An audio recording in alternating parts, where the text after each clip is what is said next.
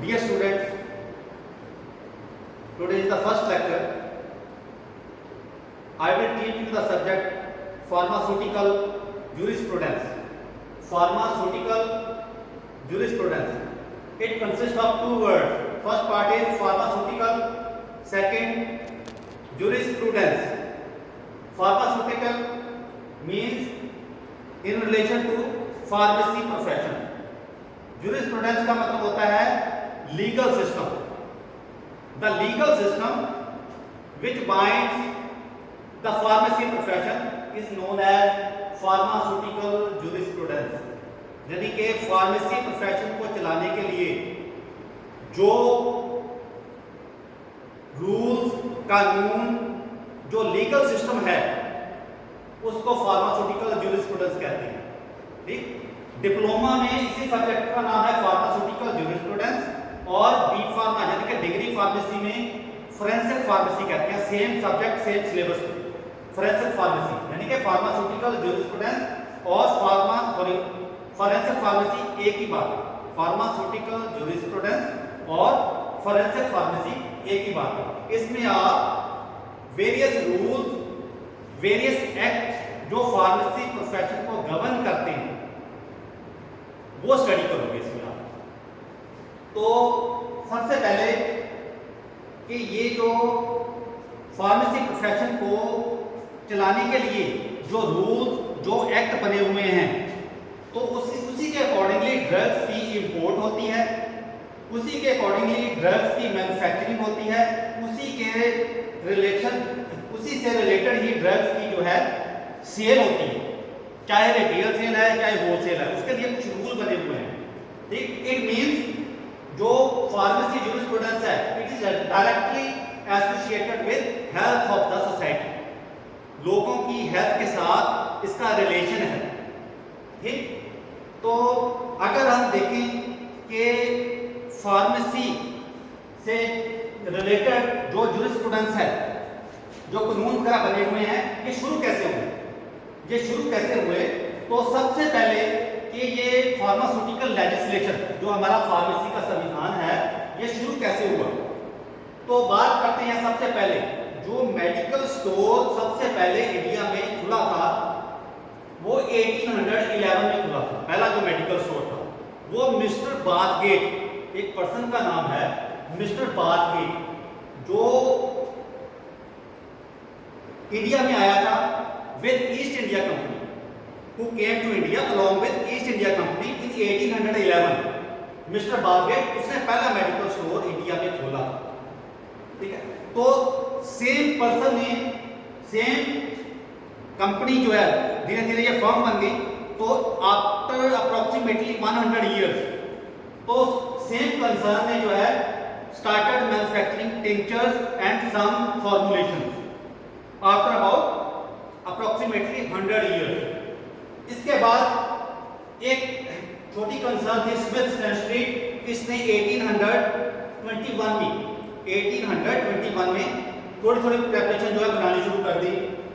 एक और कंसर्न थी बंगाल केमिकल एंड वर्क्स. उसने 1901 में अंडर द चेयरमैनशिप ऑफ आचार्य प्रफुल्ल चंद्र रे, बंगाल केमिकल वर्क्स, इसने जो है फॉर्मुलेशन, ड्रग की फॉर्मुलेशन जो है टैबलेट्स का बनानी शुरू कर दी 1901 में. और एक गुजरात में जगह है पारेल, PAREL. तो उसने 1903 में एक छोटी सी फैक्ट्री लगाई. तो इसका जो ओनर था वो था TK गज्जर. 1903 में गुजरात की एक जगह है पारेल, उसमें TK गज्जर ने एक छोटा सा यूनिट दवाइयों का लगाया 1903 में, जो धीरे धीरे बड़ा होता गया. आजकल उसी यूनिट को ओलंपिक केमिकल इंडिया की पहली 5-7 कंपनी में आती है. बहुत बड़ी फैक्ट्री है, फार्मास्यूटिकल इंडस्ट्री है ओलंपिक केमिकल, जिसकी ग्लाइकोडिन सिर्फ आता है, ग्लाइकोडिन सिर्फ सबसे इंपॉर्टेंट. तो ये आजकल बड़ौदा में है, बड़े यूनिट इसके जो हैं. तो वो भी गुजरात में है, बड़ौदा, जिसको बड़ौदा को आजकल बड़ौदरा कहते हैं. तो 1903 में ये शुरू हुआ था एक स्मॉल यूनिट की फॉर्म में, और उसके बाद धीरे धीरे जो है ये यूनिट बड़ा होता गया और अल्टीमेटली इस इसको जो है बड़ा बड़ा होता गया, तो अल्टीमेटली इस यूनिट का बड़ा जो नाम था वो ओलंपिक केमिकल वर्क जो है इसका नाम रख दिया गया। आजकल इसके बहुत सारे फॉर्मुलेशन आती हैं, ओरल फॉर्मुलेशन आती हैं, पेरेंटल फॉर्मुलेशन आती हैं, सरफेस फॉर्मुलेशन आती हैं, ऑइंटमेंट्स वगैरह आती हैं, इंजेक्शन टैबलेट्स वगैरह सब कुछ जो है इसके कैप्सूल वगैरह जो ओलंपिक केमिकल वर्क्स के जो है आते हैं। तो ये तो बात मैंने आपको बताई 1903 तक की। तो 1903 तक जो है बस ये इन सारे इंडिया में 5-6 फैक्ट्रीज थी। तो इंडिया की पॉपुलेशन इतनी ज़्यादा और दवाइयों की फैक्ट्री सिर्फ 4-5, तो सारे इंडिया के लिए सर्व करने की जो है 4-5 फैक्ट्री थी। तो उन दिनों में जो ड्रग्स थी वो इंडिया में जो इंपोर्ट की जाती थी वो जनरली यूनाइटेड किंगडम, फ्रांस और जर्मनी, ये 3 कंट्रियों से इंडिया में ड्रग्स जो है इंपोर्ट की जाती थी। तो सारा सिनेरियो जो है after first world war change हो गया। आपको सभी को मालूम है कि फर्स्ट वर्ल्ड वॉर 1914 में शुरू हुई थी और 1918 तक जो चली थी। तो 1914 में जब वर्ल्ड वॉर शुरू हुई तो सारा सिनेरियो चेंज हो गया। तो डिमांड ऑफ इंडिजिनस मेडिसिन जो है वो बढ़ती गई, ठीक। तो जो इंडियन फार्मास्यूटिकल इंडस्ट्री थी got flooded with inferior qualities of drugs, यानी कि बहुत घटिया इंफीरियर ड्रग की जो ड्रग्स थी वो इंडिया की फार्मास्यूटिकल इंडस्ट्री में आनी शुरू हो गई, ठीक। तो इंडियन पब्लिक ने जो है ये डिमांड की, इंडियन पब्लिक ने डिमांड की कि हमें अच्छी क्वालिटी की, स्टैंडर्ड क्वालिटी की जो है मेडिसिन वगैरह जो चाहिए उसके लिए कुछ रूल होने चाहिए। अगर ड्रग बाहर से आ रही है तो इंपोर्ट के लिए कुछ रूल होने चाहिए, मैन्युफैक्चरिंग के लिए रूल होना चाहिए, ड्रग्स की सेल के लिए रूल होना चाहिए। ये नहीं कि हर कोई बंदा ड्रग्स को इंपोर्ट करना शुरू कर दे, ड्रग्स को सेल करना शुरू कर दे, ड्रग्स को मैन्युफैक्चर करना शुरू कर दे। तो इसके लिए कुछ क्वालिफिकेशन होनी चाहिए ताकि हर कोई बंदा मैन्युफैक्चर ना कर सके, हर सेल ना कर सके और ड्रग को इंपोर्ट ना कर सके। हर बंदा जो है उसके लिए कोई क्वालिफाइड बंदा ही होना चाहिए। अगर ड्रग को इंपोर्ट करना है, ड्रग को सेल करना है और ड्रग को मैन्युफैक्चर करना है तो उसके लिए लाइसेंस इशू होनी चाहिए।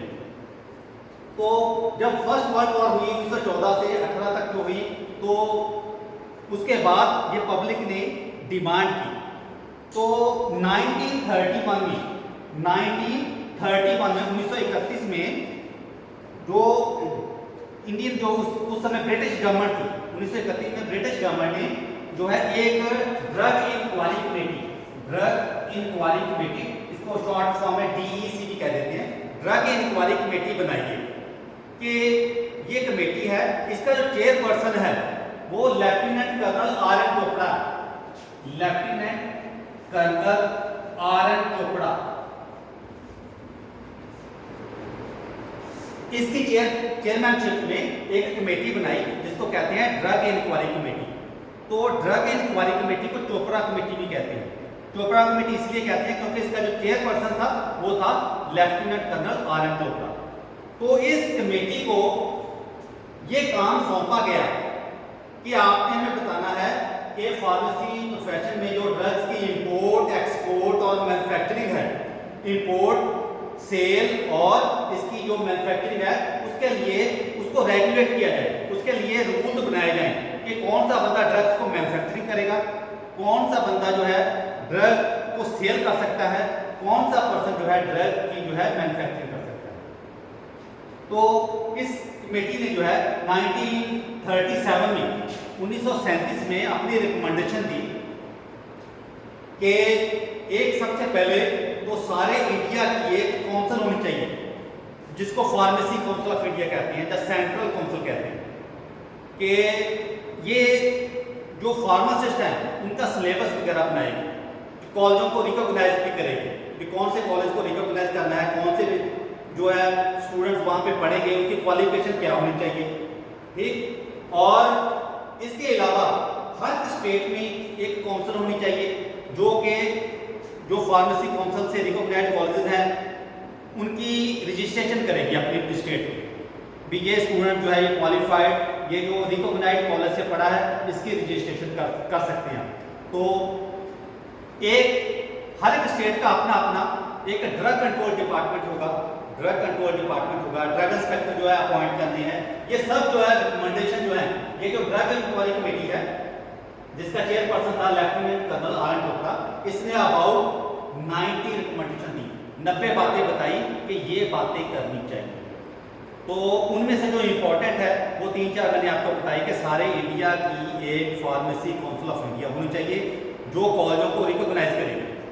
ठीक, सेकेंडली हर एक स्टेट का अपना अपना ड्रग कंट्रोल डिपार्टमेंट होगा जो कि लाइसेंस इशू करेगा ड्रग्स की मैन्युफैक्चरिंग के लिए, ड्रग्स की सीएल वगैरह के लिए। जो लाइसेंस इशू करता है वो ड्रग कंट्रोल डिपार्टमेंट करता है, हर एक स्टेट का लगता है।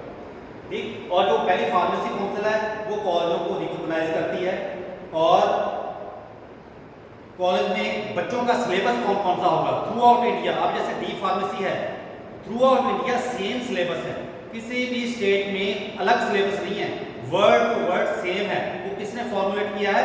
Pharmacy council of India. Pharmacy council of India कैसे कॉन्स्टिट्यूट हुई थी? इसकी रिकमेंडेशन के ऊपर कॉन्स्टिट्यूट हुई थी ड्रग इंक्वायरी कमेटी। ठीक, तो 1937 में जब इसने रिकमेंडेशन दी तो फिर जो है तब जो गवर्नमेंट थी 1937 में जो ब्रिटिश गवर्नमेंट है उसने एक ड्रग इंपोर्ट बिल जो है वो पास कर दिया। तो ड्रग इंपोर्ट बिल में जस्ट ड्रग्स की इंपोर्ट के बारे में बातें की गई थी, ड्रग्स की सेल कैसे होनी है, ड्रग्स की मैन्युफैक्चरिंग कैसे होनी है, उसके बारे में इसका कोई भी जिक्र नहीं किया हुआ। तो लोगों ने बोला ये तो जस्ट रिगार्डिंग इंपोर्ट है, ये जो ड्रग इंपोर्ट बिल है it is just about import of drug, what about manufacturing and sale of drug, उसका तो बिल्कुल जिक्र नहीं था इसे। फिर जो है after rising pressure from the Indian public, जो ब्रिटिश गवर्नमेंट थी उन्होंने ड्रग इंपोर्ट बिल 1940 में 1940 में ड्रग इंपोर्ट बिल जो है वो पास किया। तो ड्रग इंपोर्ट बिल जो है उसको थोड़ा इंप्रूव करके जो एक एक्ट बनाया गया बाद में उसको कहते हैं ड्रग एंड कॉस्मेटिक एक्ट, जो आजकल चल रहा है ड्रग एंड कॉस्मेटिक एक्ट 1940। तो उसके रूल्स भी हैं and rule there after 1945 act pass हुआ था 1940 में और उसके जो रूल्स वगैरह जो है 1945 में जो है वो इंट्रोड्यूस हुए। ठीक, तो इसके बाद धीरे धीरे जो है और भी कई एक्ट जो है वो पास हुए। उन दिनों में जो 1937 की बात कर रहा हूँ, 1940 की बात कर रहा हूँ, सारे इंडिया में जस्ट जो है तीन एक्ट थे चल रहे। एक था 1878 ओपियम एक्ट, 1878 में ओपियम एक्ट पास हुआ था। एक ये था, एक 1919 पॉइजन एक्ट था 1919 में पॉइजन एक्ट, एक डेंजरस ड्रग्स एक्ट था 1930 का। सिर्फ 3 एक्ट थे जो उस समय इंडियन लोगों के लिए थे। तो एक था 1878 ओपियम एक्ट, एक 1919 पॉइजन एक्ट और एक डेंजरस ड्रग्स एक्ट 1930। उन बाकी जो है कोई भी फार्मेसी से रिलेटेड जो है कोई भी एक्ट नहीं था। तो उसके बाद ये जो ड्रग इंक्वायरी कमेटी है इसकी रिकमेंडेशन के बाद कई एक्ट जो है फिर बाद में जो है वो एग्जिस्ट हुए, जिनमें से इंपॉर्टेंट था 1940 में ड्रग एंड कॉस्मेटिक एक्ट, 1948 में फार्मेसी एक्ट, फिर prevention of cruelty to animal act, insecticide act, फिर medical termination of pregnancy act 1971 जो है 1971, फिर जो है आप सभी को मालूम है एक हॉट टॉपिक है आजकल जो चल रहा है narcotic drugs and psychotropic substances act जो कि 1985 में पास हुआ था। ठीक, तो narcotic drugs and psychotropic substances act जो 1985 में ये लेटेस्ट है जो एक्ट फार्मेसी से रिलेटेड जो है पास हुआ था। तो डीपीसीओ है ड्रग प्राइस कंट्रोल ऑर्डर, तो ये डीपीसीओ भी जो है ये इसके अकॉर्डिंग ये ड्रग्स की जो प्राइस जो है वो फिक्स की जाती है। ये सारे जो एक्ट जो पास हुए हैं ये इसके बाद पास हुए हैं, ड्रग इंक्वायरी कमेटी की जो रिकमेंडेशन है उसके बाद सारे जो एक्ट हैं ये पास हुए हैं। तो ये जो एक्ट हैं यानी कि जो कानून वगैरह जो बने हुए हैं तो यही गवर्न करते हैं फार्मेसी प्रोफेशन को, और सारे जो एक्ट जो है फार्मेसी प्रोफेशन में जो हैं उन सभी को मिला के इस सब्जेक्ट का नाम कह देते हैं फार्मास्यूटिकल जूरिस्प्रूडेंस। फार्मास्यूटिकल ज्यूरिस्प्रूडेंस जो है इसमें लीगल यानी कि ये एक लीगल सिस्टम है जो कि फार्मेसी प्रोफेशन को चलाता है। ठीक, तो इसमें जो है जितने भी मैंने एक्ट के नाम बोले हैं, जो जितने भी एक्ट के नाम बोले ये सारे आप डिप्लोमा फार्मेसी में स्टडी करोगे, मैं एक एक करके आपको ये करवाऊंगा। आज पहला लेक्चर है तो इसलिए मैंने आपको जस्ट जो है इस सब्जेक्ट के बारे में इंट्रोडक्शन दी है कि ये जो फार्मास्यूटिकल ज्यूरिस्प्रूडेंस है जिसको बी फार्मा में, जिनके डिग्री फार्मेसी में फोरेंसिक फार्मेसी कहते हैं, तो एक्चुअली ये सब्जेक्ट है क्या, इसमें आपने क्या क्या बातें स्टडी करनी है और कैसे ये शुरू हुआ था ये, तो ये सारी बातें जो है आपने फार्मास्यूटिकल ज्यूरिस्प्रूडेंस में स्टडी करनी है। ठीक है, तो नेक्स्ट लेक्चर में हम जो है आपको एक एक करके मैं आपको बताऊंगा। ये पहला जो एक्ट है जैसे फार्मेसी एक्ट है, जैसे इसके पहले रिकमेंडेशन थी कि फार्मेसी एक्ट जो है एक बनाया जाए, फार्मेसी काउंसिल ऑफ इंडिया बनाई जाए सारे इंडिया की, तो वो कैसे बनती है, क्या काम होती है उसकी, तो वो एक एक एक्ट करके जो है मैं आपको नेक्स्ट क्लासेस में जो है वो डिस्क्राइब करूंगा। ठीक है, तो आज के लिए जो है पहला लेक्चर में आपको बेस बता दिया कि फार्मास्यूटिकल ज्यूरिस्प्रूडेंस जो सब्जेक्ट का नाम है सब्जेक्ट का, वो एक्चुअली है क्या। ठीक, तो नेक्स्ट क्लास में आपको बताएंगे कि जो एक्ट आपने इसमें स्टडी करनी है वो एक एक करके वो उसको एक्सप्लेन करेंगे। Thank you.